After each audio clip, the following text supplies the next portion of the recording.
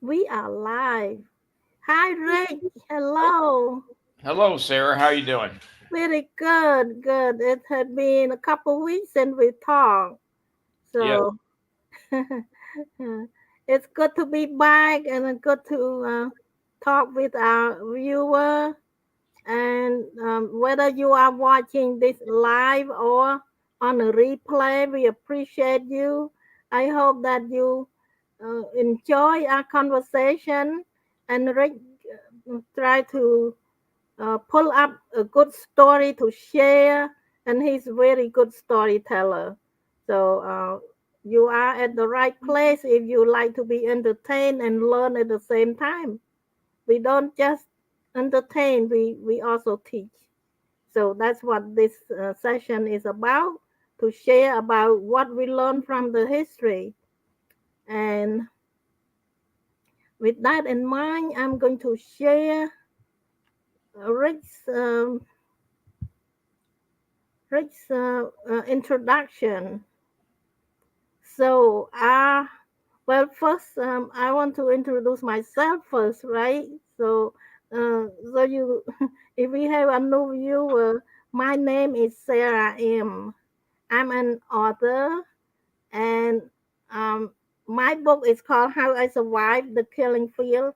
But that's not the purpose of this talk today. The purpose is to talk about Rick's book. So let me see if I can find his book. I'll put the picture up later. So this is his book. They made America great. So that's the source of our conversation today. But I have a book also. I only write one book, and Rick wrote 10 books. So that's the difference. And my book here it is. It's called How I Survived the Killing Fields. It's my journey. It's my own story. Um, it's the story of hope, love, and determination. So we are going to dive into Rick's book, and let me introduce you to Rick.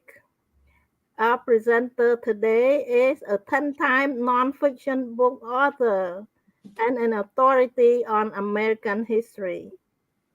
He spent most of his adult life living aboard boats and has traveled far and wide in America. Let's welcome Ray. Welcome, Ray. Thank you, Sarah. So, what do you want to add a little bit about your background so the audience get a little bit more information about you before we talk about the story today? Nah, not too much. Two of my areas of stronger expertise are probably the Civil War and World War II. Today we're Mm, going to talk about a fellow from World War II. That's okay, awesome. All right. And your book has five short stories from the World War II period. And correct. this fellow, Chef Joseph Madison Crow, is just one of the many Native Americans who fought in that great war. Is there something unique on special about Native American during wartime? Oh yes, there is. They have more medals of honors, more fatalities, more Purple Hearts than any other ethnic group. And there's you could write you there's several stories out there. There's a guy in the Pacific in the Battle of the Philippine Sea named Ernest Evans. Wonderful story there. He got the Medal of Honor. One of the guys that held the flag at Iwo Jima was a Native American at Pima, and then of course the Navajo code talkers. So they contributed much at wartime for this country to make this country safe. Yes, Mm. there's a lot. They were just going to focus on one, and he's a Crow Indian from Montana. Oh, okay. So what does it crow mean? Well, that's a tribe he's from. They Oh, actually were in Ohio and they moved to Montana, and actually the Crow were around when George Armstrong Custer basically got annihilated in 1876. But he wasn't annihilated by the Crow. He was annihilated by the Blackfeet and Sioux and Lakota and Arapaho. But the Crow were scouts for him, and his Oh, yeah. So I guess we'll get going here. yes, yes. Joseph Medicine Crow. He's a crow, and all he wanted to do in World War II came when he was in graduate school in the University of Southern California. One of the first few people of his tribe to go to graduate school, and then when the war came on, he volunteered like many Native Americans had done. And he just wanted to be a good soldier. Didn't want to let his buddies down. He wore in Crow tradition. He painted his arms red, and he wore an eagle feather in his helmet. And he just wanted, like I say, just wanted to be a good soldier and not let his buddies down. And so that's all he did. And but his hero was his grandfather. And 2/3 of a century before, his grandfather was a Crow Scout in southern Montana. And then, believe it or not, they were scouts that worked with the Custer's group, the Seventh Cavalry, and and they were so they were helping the Americans, not the other Native Americans. And he thought his grandfather was a great man and a great hero, and he always liked the story of Little Bighorn or Greasy Grass, as it was known for the great Native Americans. But Custer's grandfather told him that he knew Custer personally. He said when Custer went into a trap to attack a much bigger unit, he lost 5 out of 12 companies, and the Crow Scouts who were wearing Army uniforms at the time, 7th Cavalry uniforms, said, Custer, you're going into a trap. Don't do this. And Custer said, what's wrong with you? So they took off their uniforms. And Custer says, why are you doing that? He said, we're going to die. We figured they were all going to die. We're going to die like Native Americans, not like Army soldiers. And I can't say I blame him. Anyway, so that was his hero, his grandfather. And he always, as Native Americans, they kind of look at their ancestors a lot. They want to do things right for their ancestors. Well, he goes back to World War II. He's back in World War II, and he said just wanted to be a good soldier, nothing more. And there's something back up a little bit in the 19th century. There's something called counting coup, or for Native Americans. And there were 4 things they had to do. They had to touch an enemy without killing him. They had to take his weapon. They had to lead a war party, and they had to steal some horses. Now, a lot of them did that in the 19th century, but in the 20th century, that's out of the question. Those things just don't happen. Well, anyway, Crow ended up doing this, Joseph Medicine Crow, during World War II, and he was like the last of the Plains Indian war chiefs. It's an amazing story, and I'll get into it real quickly here. I got only about 20 minutes on this, less than that now, and to tell the story is really great. But so by midway through the war, he was leading a war party across the French Maginot Line to get some dynamites, 50-pound cases of dynamites, and he needed 7 men, including himself, to lead the war party. And they crouched close to the ground. There was a smoke screen, and a couple nights earlier, the Army engineers went out there and they marked the landmines, and just like you see in the little today, and utility lines put little flags on them, and the engineers would put flags on landmines, and they would go in with a bayonet, and they'd go sideways, and they feel a landmine, they put a marker on it. So later on, the troops would run through that area, and they'd see the little flags, and they'd try to avoid them. And that doesn't mean they might have missed one. But so Medicine Crow was crouched. They had a smoke screen, and his 6 men were crouching low to the ground, getting these landmines. I don't know how far away, maybe half a mile, and they came back with 50 pounds, and nobody was lost. He just completed his first war deed, leading a war party, and they used the landmines to blow up some German pillboxes later on. That dynamite, they carried 650-pound cases of dynamite back, and they used that dynamite later on. But nobody was lost. The engineers did a good job marking the landmines, and they had to provide a smoke cover so they could get them. That was his first war deed. Didn't even think anything of it. 2 months later, he's in a French village, near a French village. And the Germans were occupying it, and he asked, the Native Americans are rather stealthily or sneaky, what we want to call it that. Back in this village and tell us what the strength is of the Germans, artillery and their troop strength. So he goes in the back end of the village, and he's running around checking things out, and he bumps headlong into a larger German, larger than himself. And he goes, "Oh my God!" Hand-to-hand combat ensues. He knocks the German's rifle away from him, and then the littler guy, Medicine Crow, gets the better of him and starts choking him. And Medicine Crow, the German says, "Mama, Mama," and for unexplicable reason, Medicine Crow said, "My ears are opened, and I let the man go," instead of killing him and choking him to death. And then the commotion, more Germans came, and he got out of there. And before he had just done his second and third war deed, he basically touched an enemy without killing him, and he knocked his weapon away. Didn't think much of it. Then he then he goes months later, near the end of the war, his unit is following a German SS battalion on horses. And they were traveling on horses. There 50 of them, and they were the French war. They were going to spend the night at a French farmhouse, and they had a pasture. They're going to leave horses in the pasture, and they said, "Well, if we could separate that SS battalion from the horses, or there's 50 SS troops, not really a battalion, that would really be we got them then." And Medicine Crow had a bold plan. "I will steal their horses." How in the heck was he going to do that? He said, "Get another soldier and I will crawl into that corral, and the other guy will open the gate on a soft whistle signal from me."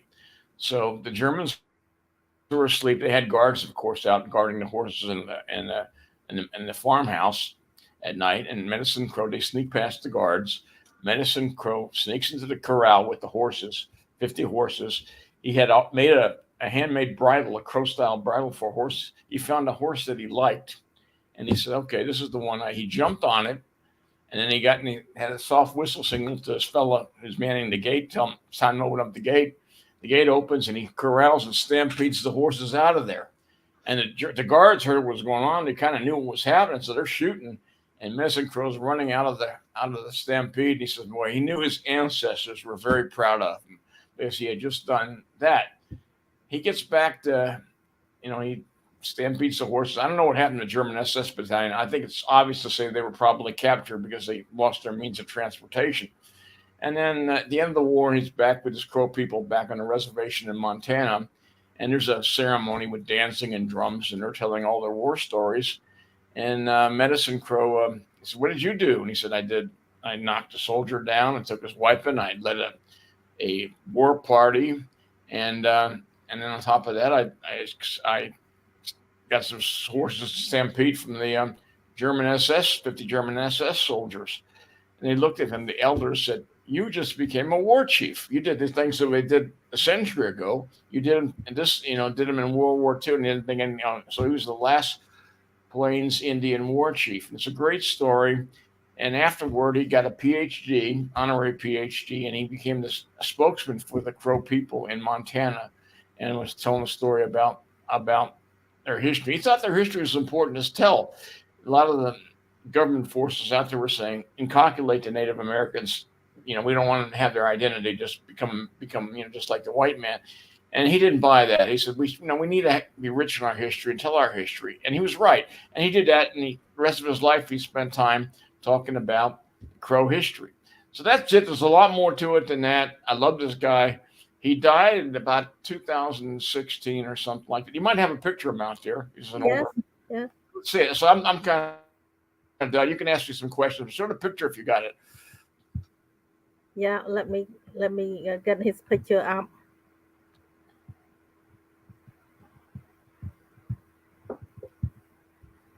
There it is. Chief Joseph Medicine Crow is an elder man and is spokesman for his tribe. Great guy. Yeah, nice. All right. Well, I have some picture, some question for you. Sure. So, briefly tell us about some other Native American who fought in that war. Oh, there's a bunch of them. There was Ernest Evans was a Cherokee who went to the Naval Academy and eventually was given a cruddy ship, a tin can destroyer, is what they call them back then. And he was the largest naval battle of all time was the Philippine Sea. And how many naval captains get the Medal of Honor? I don't know if any. There might be others, but he got the Medal of Honor for his actions. He died in the Battle of the Philippine Sea with a really inferior ship called the USS Johnson. And what they did, they let General Douglas MacArthur land on the south side of the Philippines. What is that? That's not Mindanao. That's yeah, it is Mindanao, the southern islands of the Philippines. And what he did, even the Japanese said, "Man, it's amazing what this." I mean, look at the naval. If you like naval battles, and I really don't understand them that well, I read this one. It is like whoa! And what this guy did, Ernest Evans, a Cherokee. Another one was Ira Hayes. He held a flag up at Iwo Jima, one of the five people in the Marines at Iwo Jima, and the Navajo Code Talkers, of course, and many, many more. But Ira Hayes, in Native America, I read this recently. Native Americans do have a propensity to drink too much and to get drunk. And I just read a story about Lewis and Clark, and I think it was up in North Dakota. Who was at that? I think that one of the Sioux tribes. They said, "Well, here's some booze for you, Native Americans." And the chief says, "Well, why would you give us something to make us act like fools?" You know, yeah. And well, a lot of Native Americans did have a weakness for that. And Ira Hayes did, and he drank himself to death. But he was still a hero in Iwo Jima, and of course, Navajo trade talkers. So it's a different culture, and it's a wonderful culture in many ways. Mm. All right. So after World War II, Chief Joseph Madison Crow remained in his Crow people. What did he do with the rest of his life there? Well, he got a PhD, one of the first crow to ever get a PhD, and he was Oh. a spokesman for his tribe. And he tried to keep the crow traditions alive because there was a lot. A a movement by the United States to inculcate these people, let them blend in. And he said, "No, no, we want to keep our own traditions alive." So he spent his lifetime doing that, keeping his crow traditions alive. So he was a spokesman for his people for the rest of his life, and he lived to be well in his 90s. Hmm. Wow. Good for him. Yeah. So, what lesson can we draw today from Chief Joseph Madison Crow's life? Boy, let me think about that one for a minute. I know I wrote that down, but what lessons can we draw from him? Well, all he wanted to do was to be a good soldier. He didn't want to let his buddies down. If you've been in the military, that's kind of like really important. And he was much more than that, though. Just trying to do a minor thing right. He knew his skills. He was good with horses as a young man. So he tried to do the little things right. Be a good soldier, ride a horse right, be a good scout. He was a good scout. So I guess the lessons there is do the little things. Don't try to shoot big. He never shot big. He shot for the little things, and before you know it, he was a war chief, which is different than being a tribal chief. He was a war chief. So he strove to do the small things correctly, and doing that, he got more immortality in a way. He made his ancestors proud, which is important in the Crow tradition and most Native American traditions. I see. Interesting. Interesting story and very nice. Yeah, it's so good. So nice to hear some heartwarming story like that. Yeah. Oh, they were Native Americans in all our wars. They contributed more per capita than any other group, and more medals of honors, more deaths, more wounded, and more successes too. Yeah. Okay, so Susan Norman is watching and she said, good story. Okay, great, Susan. Thank you for watching, Susan. Appreciate you. All right. So I put my digital business card up in case people want to contact me. But for people who like to get a hold of Rick's book, I'll put his website back again. rickrhodes.com, where you can find his book. And let me show the book again. This is it. They made America great, and you will not be disappointed when you get the book. There's wonderful stories, 31 heartwarming story. So, all right. Is there any last word for our audience, Rick? No, it's a short. They're all short stories. It's bathroom reading, and they make me. Some of them are very good. Of course, I'm the author. I'm biased, but they make. Mhm. It's what makes this country is so divided right now, Yeah. and this is what some great people here that didn't do what we do today. And sometimes you got to look in your rearview mirror to find out what we did right and do it again. That's the main point of that. Hmm. Yeah. All right. Just want to let everybody know that Rick and I, we are a member of this great organization. It's called Bay Area Professional Writers Guild. That's how where we met, and I'm going to put up the website a little bit. Uh, Bay Area Professional Writers Guild. You go to bapwg.org.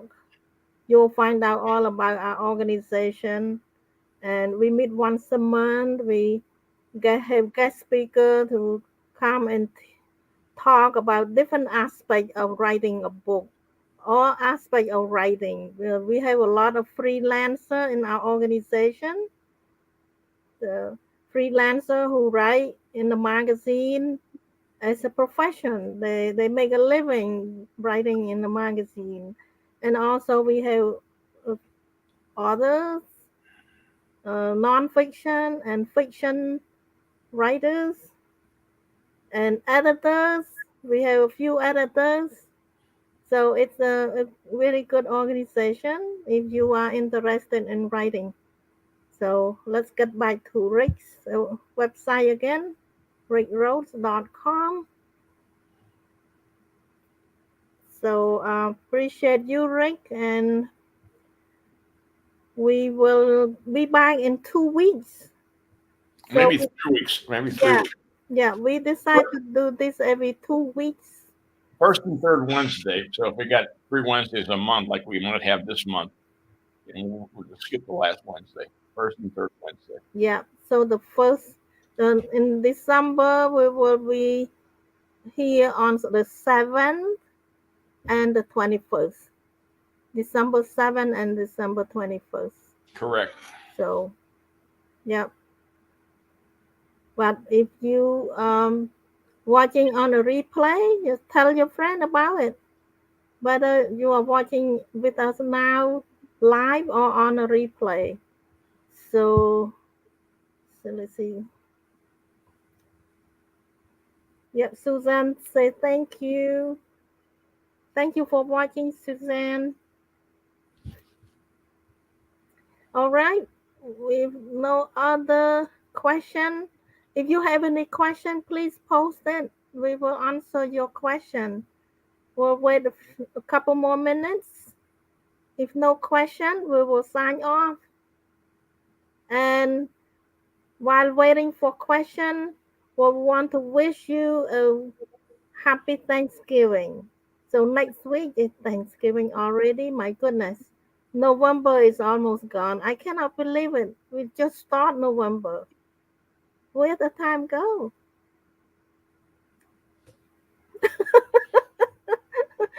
We are so busy, busy, busy, and then not enough time to breathe.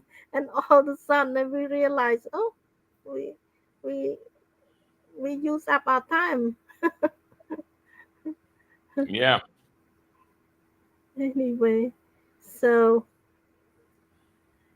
well, thank you again, Rick, for entertaining us, for telling a heartwarming story, and bring up this wonderful character, man and woman with character in the past, in Thank you, in Sarah. the history. So we will keep sharing with you some short story like this. Tell your friend. All right, you enjoy your Thanksgiving next week, and we'll see you in 2 weeks. Bye, Rick. Bye. 3 weeks. 3 weeks, Yeah. yeah, yeah. Okay. See you, Sarah. Yeah.